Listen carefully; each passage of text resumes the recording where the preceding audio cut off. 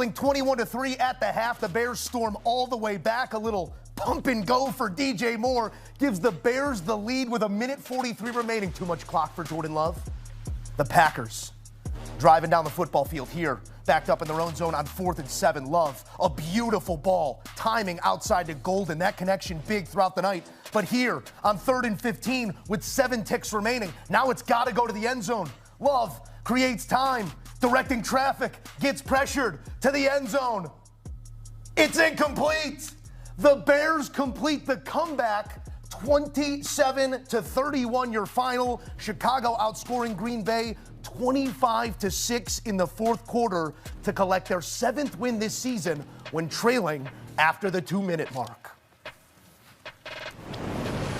Joe Musso, pleased to be in studio alongside CBS lead NFL insider Jonathan Jones, the 2-time champ Bryant McFadden, and our resident quarterback Ben DiNucci. And fellas, excuse me, I'm not sure what we just watched. What we did see historically was the largest comeback by the Bears in the history of this rivalry, 200 and some times before they have played. Never have they erased an 18-point deficit. We just watched the largest comeback by the Bears in the playoffs in the history of their storied franchise and the largest blown lead in the playoffs by the Packers. Bryant McFadden, how? There needs to be a case study done in how this happened. I don't know. I have no answers. We're all watching this game, and we're like, we're mad at Chicago, we're mad at Ben Johnson, we're mad at the flow of the game, and then just as fans, because we don't have a dog in the race outside of, our guy Joe Musso. But in terms of what we saw in the fourth quarter, this was the 7th win for Chicago when trailing with under 2 minutes to play in the fourth quarter. So this wasn't unfamiliar territory for the Chicago Bears. How do they keep finding themselves the most comfortable in games when it should be uncomfortable, Mac? I think their quarterback plays better when he's uncomfortable, honestly. I think he plays better when he has to press. I think he plays better when he has to chase someone. You know what I mean? Because you look at the flow of the game in the first half, it wasn't the same as it was in the second half, especially in the fourth quarter where he was pressing. And I think he plays better that way. If I'm Ben Johnson, I might just say, the hell with a huddle. Just go, honestly. Because when they go tempo and when they are pressing, 18 is at his best. In the first half, 18 did nothing. But also, too, in terms of him pressing, when you watch his demeanor, Ben, he never seemed like he was concerned or rattled. He was like, and guess what happened? Also, we highlighted the offense. What about their defense? Their defense was much better in the second half. Woke up in the second half. Coming out of halftime, Green Bay got the ball out of halftime. The defense needed to get a stop. And even when the fumbles would not roll their way, they still found ways to get stops so their offense can get extra possessions. Like I said, this was an instant classic.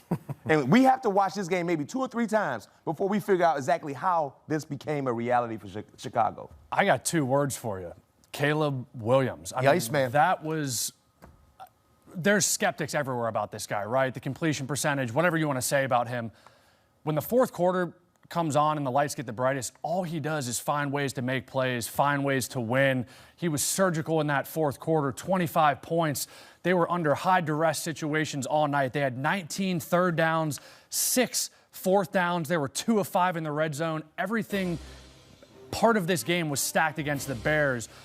Fumble recoveries that they could have got on, whatever it was. They only had 2 penalties in this game for 5 yards. They played a clean game, and when it mattered the most, Caleb Williams did what he does best. The moment was not too big for him. He said he was built for this earlier in the week. He did. He showed it in the fourth quarter and played, I mean, at the best game of his career. How is it not the best game of his career? Caleb Williams was the #1 overall pick for a reason, right? And he was the Heisman Trophy winner for a reason. He had those traits. And in his rookie year, he struggled in big moments. And he did not have Ben Johnson as his head coach. And he did not have Ben Johnson for an entire offseason leading up in training camp. And what Ben Johnson did with Caleb Williams was he coached him hard.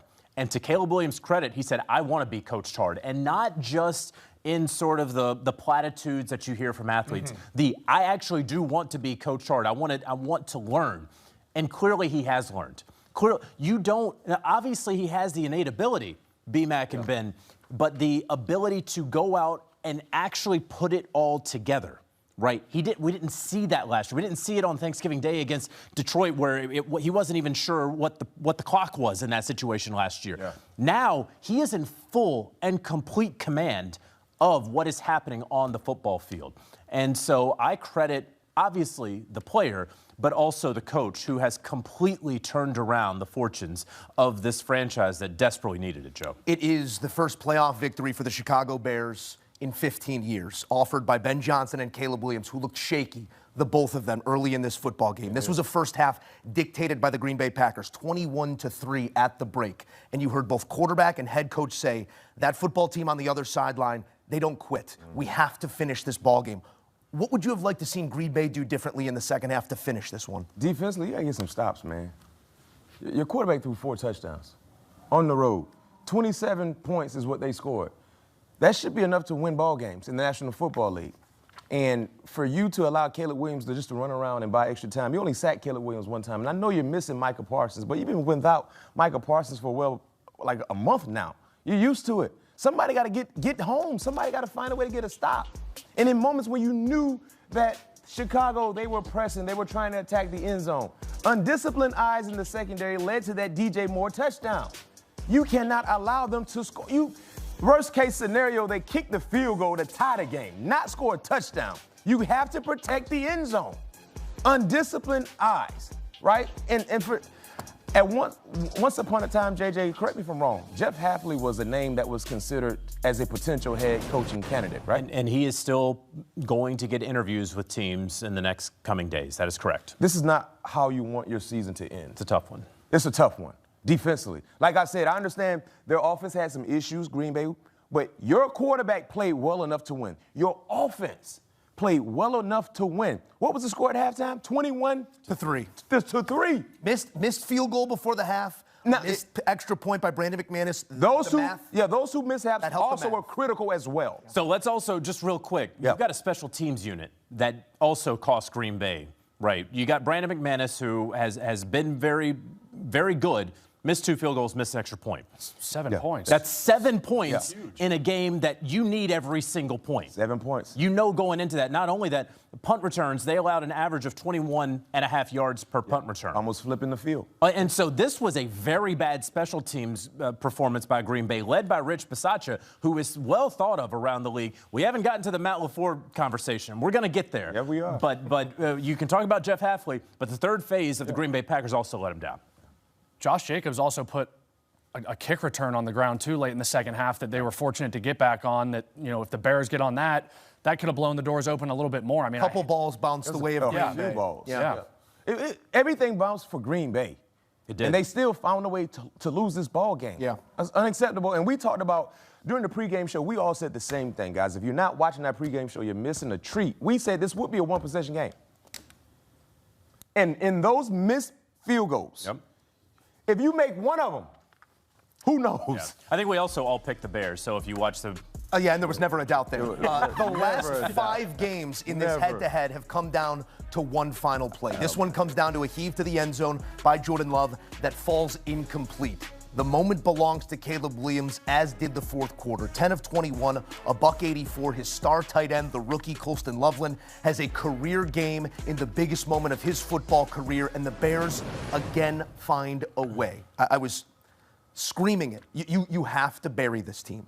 You know. What is in the makeup of the Chicago Bears? We know they don't have the pass rush. We know they're dinged up in the back end and Jordan Love can hunt some matchups. We know that if you let them hang around that they're going to have a chance to win the football game as well. What is of their makeup that continues to offer these types of moments? It's like the cardiac kicks. I think they play best when in these moments. And the thing about Chicago... Is that the coach? Is that the quarterback? What is that a reflection of? It's a reflection of the coach.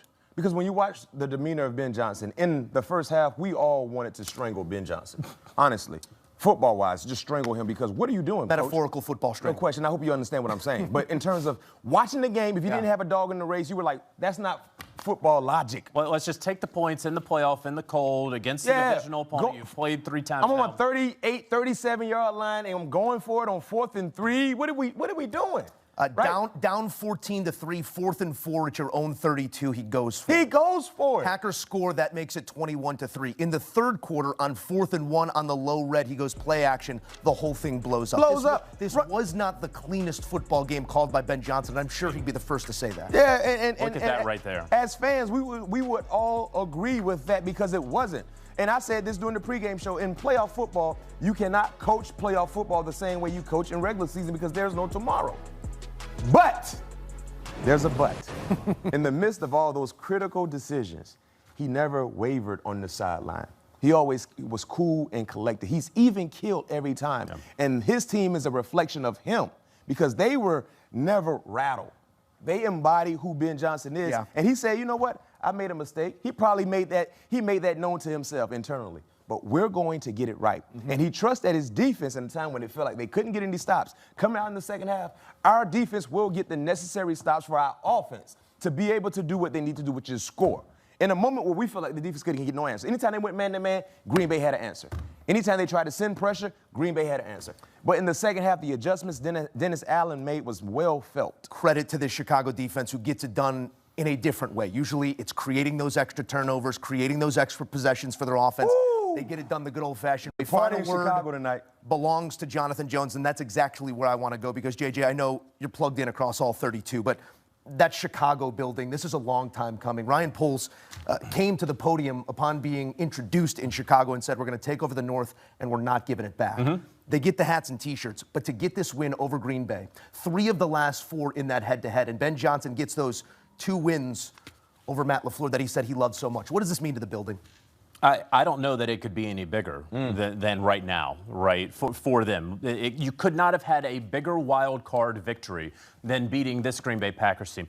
I'm glad that you brought up when Ryan Poles said that we're going to take over the North because they did not take over the North for the first couple of years, right? And they were bad, and he got memed out for it, right? And then the Chicago Bears ultimately fire Matt Eberflus and not only retain Ryan Poles after Matt Eberflus's firing, but they gave him an extension. And people said, I don't think that you should do that. Look at his record, right? I mean, yeah, he only engineered a fantastic trade with the Carolina Panthers, then still was able to net Caleb Williams at quarterback just a year later. He's only been able to completely re-rack this entire roster, filled with talent, starting and depth-wise. But now you get the coach. And you land the coach, because there were a bunch of teams that could have had Ben Johnson that wanted Ben Johnson these last couple of years. He wanted to go to Chicago. Don't let him leave the building. He wanted to go to Chicago. And so they got him. And they got him with the quarterback, and they got him with the roster. And these are the fruits of all of that. I don't think it could be any better than it is right now for this weekend. I'll give you one more. Sticking his neck out when everyone said Tyler Warren. Colston Loveland early in this draft, 8 for 137, an integral part of this fourth quarter and this comeback victory for the Chicago Bears. An all-timer, as all of these matchups between the Bears and Packers have been. We were lucky to play witness as Chicago plays on. Joe, how can you go to sleep tonight? Ain't no sleep. I'm going to sit right here at this desk and get ready for Wild Card Sunday on CBS and streaming on Paramount Plus. Was a drought broken? Yeah, you could put that to sleep. Yeah, there was a double doink in there. Longest active playoff. We have exercised the demons. This house Chicago playing on. This house is clear. Shouts out to Ace Ventura. Peck the tap. Plenty more on the way here on CBS.